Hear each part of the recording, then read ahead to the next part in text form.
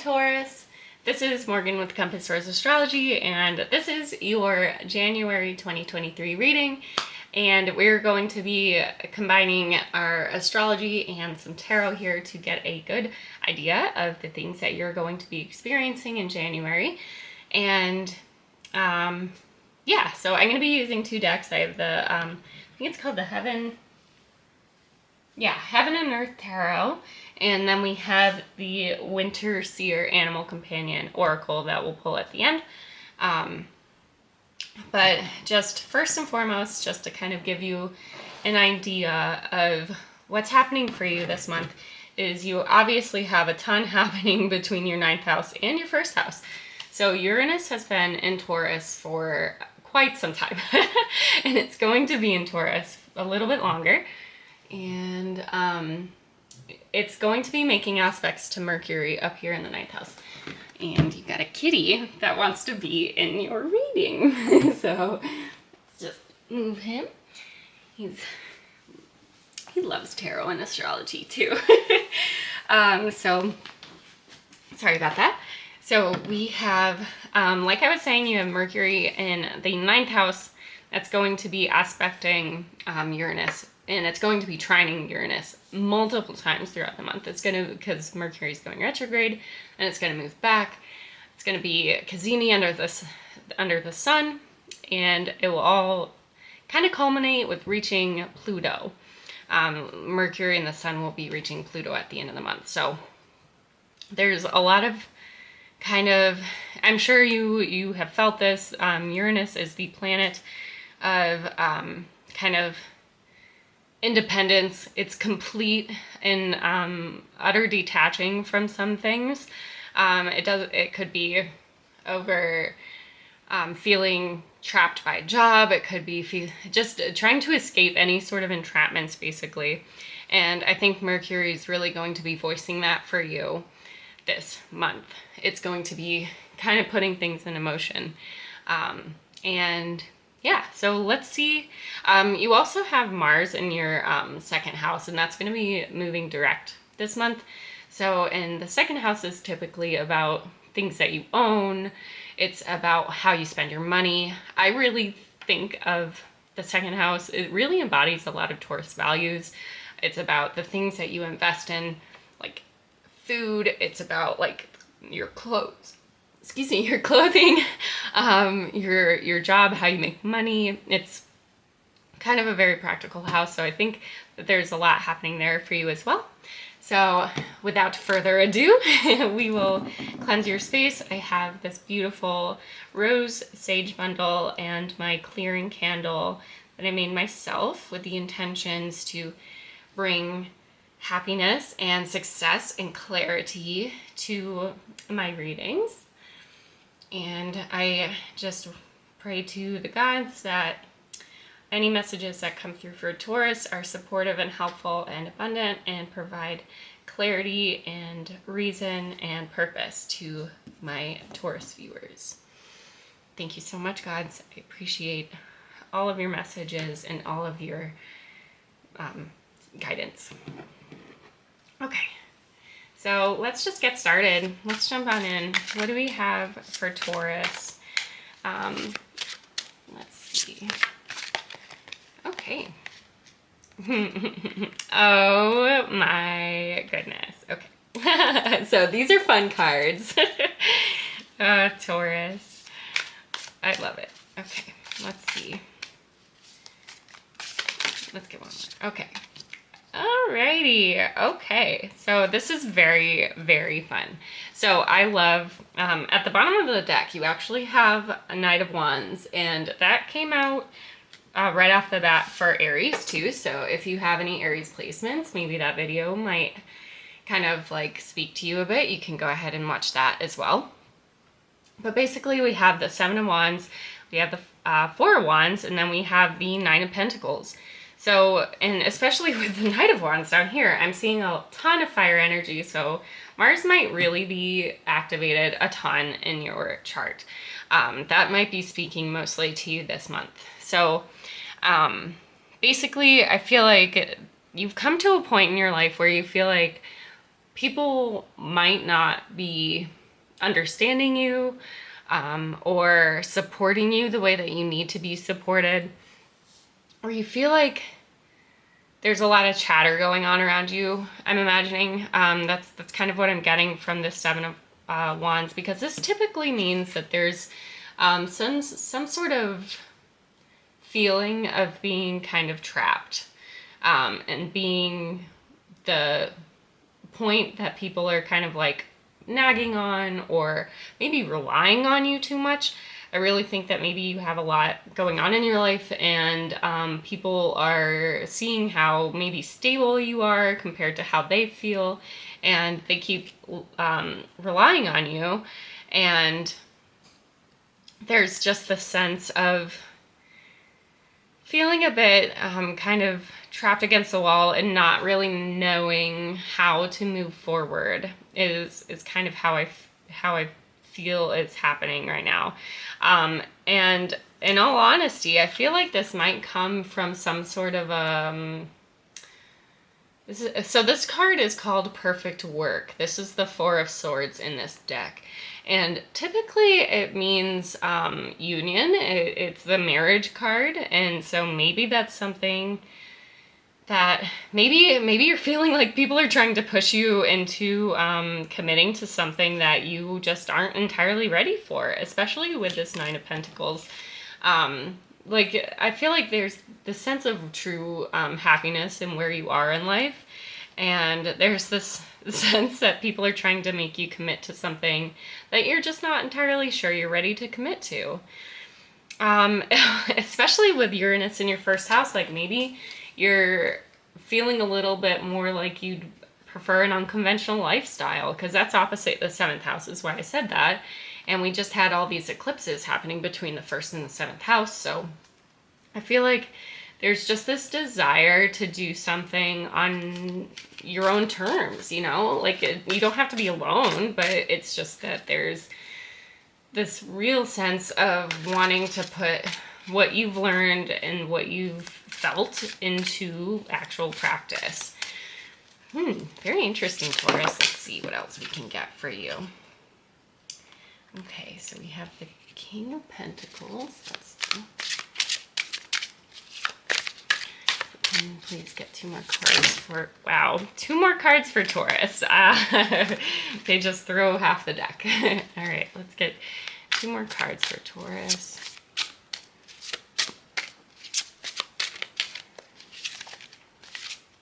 Can we explain what this is that Taurus is trying to remain independent of?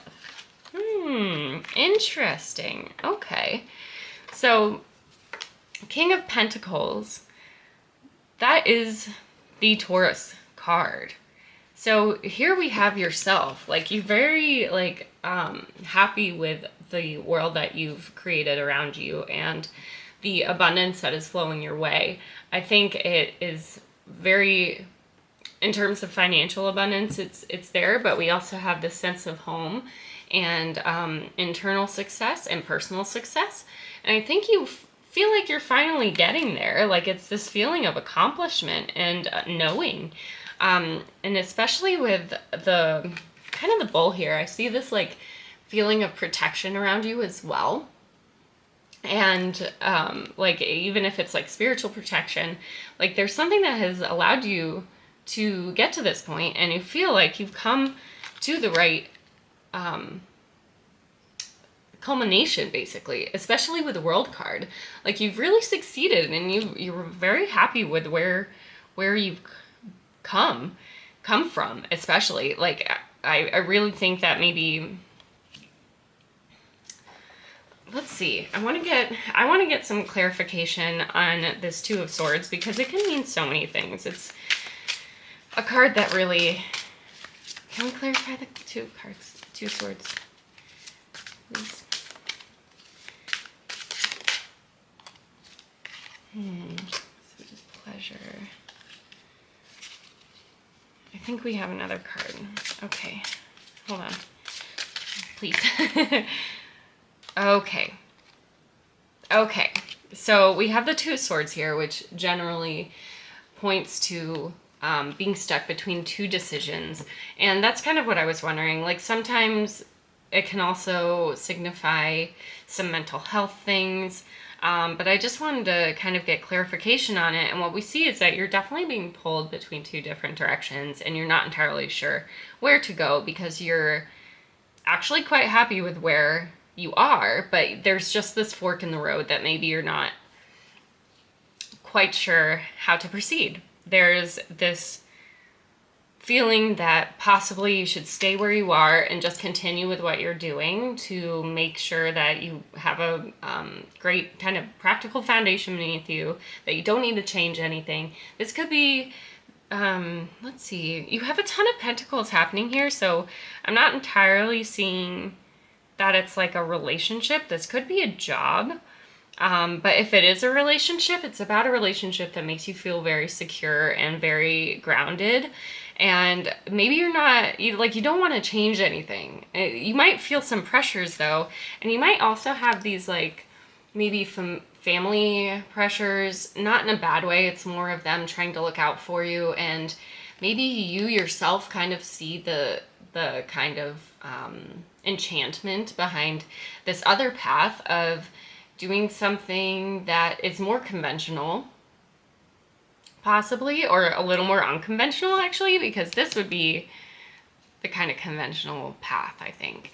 And it might be something that really like speaks to your childhood, and it kind of like inspires some memories that maybe you weren't sure you wanted, and like now you're like kind of playing with that idea. Like maybe it could be a position or a job or something that you once thought you could have. Oh boy, got a lot of cards coming out for you.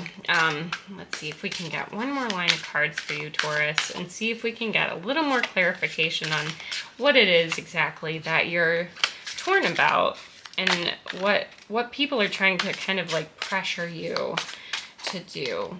Let's see, how is Taurus feeling? How is Taurus feeling?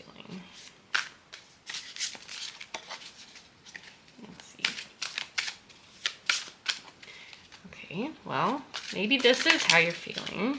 Okay. And let's see. What is this issue that Taurus is feeling torn on? Oh boy. Okay, so you have a lot of cards coming out for you. Like those gods really want to speak to what's happening. So let's see. All right, we have two more cards. Okay, so what the cards are telling us is that you're feeling as if you have to leave something behind, but you're ready to move forward, but I think you're afraid. I think you're afraid to move forward. I think there's this feeling of like missing something or losing something in the process. But this is a really beautiful card. So it's really telling you that there's no fear here that is too big for what the opportunities are. Like you are protected, you have your memories, you have a good foundation behind you, and you have a good support system with you. And you might feel like this is completely crumbling. A lot of like long-held beliefs that you've had, but I'm really getting the feeling that it's just some dormant fears that don't hold any water for you, because you're really, whatever this opportunity is that you're considering taking that is a little maybe unconventional for you is what I want to say. So like maybe unconventional is your word. Maybe you are an unconventional person. Maybe you like to take the path that's not always trodden. But it doesn't hurt to think about the things that are unconventional to you. That maybe it might be worth trying something that your friends and family are trying to support you in doing, especially because this is just leading you into a bit of kind of a spiraling mindset. It might just kind of like scare you a little bit. but it's not a bad thing. I see both paths are not bad. Maybe that's where you're having some indecision. King of Swords here too. I really think that there could be some really good support happening around you. A lot of people are believing in you and just have your best interests at heart. And so obviously what's most important is how you feel and what makes you comfortable. But, you know, I think between these two paths, you can't, they're not wrong, you know, between something that makes you feel comfortable, something solid, a good foundation, something that you know and that you put a lot of time into, and then you have this one thing that's kind of like a hope or dream or something that really inspires kind of this spark of like childlike activity in you. That's not a bad thing either. And that, not to say that that couldn't have the same good foundation after a while, after some time. Yeah, cool. And this could even apply to yourself, like if you want to like change how you look or whatever, especially with the first house being activated so much, and your second house too. A lot is happening in your second house. So let's go ahead and pull some oracle cards. Really cool reading, Taurus. It's hard when, oh wow, getting a lot of cards. Okay. So yeah, these are really kind of hammering at home what we've been saying. So we have octopus, strategy, blackbird change, and goat independence. And I'm going to read these cards for you from the actual book. Like I feel like I can interpret things, but I really love how these are written up. The author of this book and these cards pulls from Celtic and Norse mythology, which is in my heritage, and it's what I follow as well, religiously and spiritually. So yeah, let's kind of talk through it. So first, octopus. We have strategy. So the keywords are dexterity, camouflage, multitasking, and intelligence. The octopus has no bones, 3 hearts, blue blood, and an incredibly unique physiology that has long fascinated us. They appear in many myths and folktales. The most famous of these is perhaps the Kraken in Norse sagas, a fearsome sea beast who terrorizes the sailors of Norway and Greenland. In popular culture, the octopus is often cast in the role of alien enemy. They are a frequent figure in horror stories and films. Despite their alien nature, the octopus is an intelligent and resourceful creature from whom we have much to learn. And if anybody hasn't seen, just an aside, the My Octopus Friend on Netflix, you should totally watch it. I think that's such a good video, and maybe that would kind of like help you, Taurus, I think in a way, actually, because it's kind of a story about unconvention and finding that kind of like foundation and family and hope and love in a place that's really, really unconventional. So in a reading, the octopus is one of nature's great strategists. Their camouflage functions to both protect them and aid them in hunting. Some octopuses mimic other more dangerous animals such as lionfish, sea snakes, or eels in order to scare off possible predators. In moments of extreme danger, these crafty animals can even detach a limb to distract an attacker. The octopus instructs us to remember that we always have options and that there are many ways to address the challenges we face. If one approach doesn't work, we can try something different.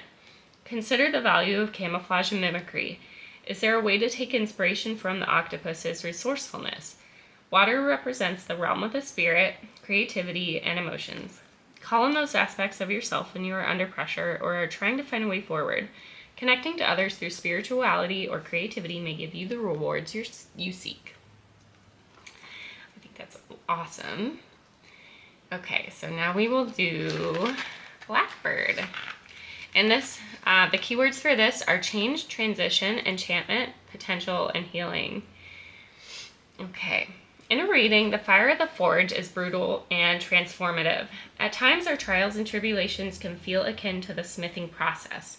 Our becoming can be accompanied by great pain. Change is inevitable, as is suffering.